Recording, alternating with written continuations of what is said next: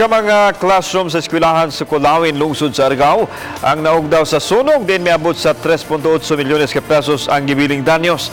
Apan bisan pa man ini, nagpadaan yapon ng klase sa mga bata karong adlaw. Ani ang report.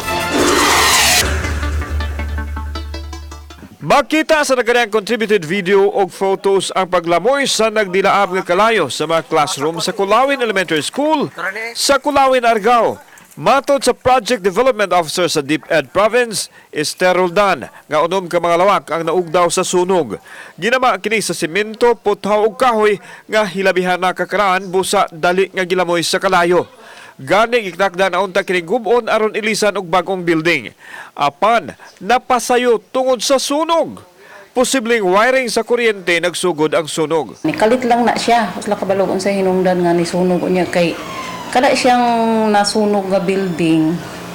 Kana siya murag naay repair man guna siya og LGU ang isa ka Marcos refab ipa-repair na nila murag funding by LGU. Niya dali ra ni katap ang kayo dali gyud kayo in isa ka ana ba hurot dayon.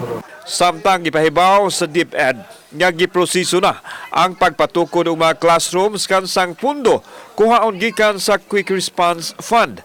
Hinuon moagi pa kini sa national level apan malaumon sila nga madali ra kini tungod kay emergency man ang nahitabo.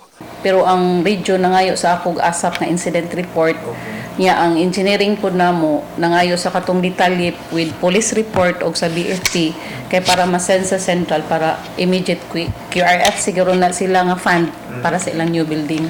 Gipasalig sa DepEd nga dili mahunong ang klase sa Kulawin tungod sa nahitabong sunog. Maghimo kunog temporary classrooms nga ang gahin kuhaon gikan sa disaster fund. Kauban si John Solon, ako si Alan Domingo. Balitang Bisdak.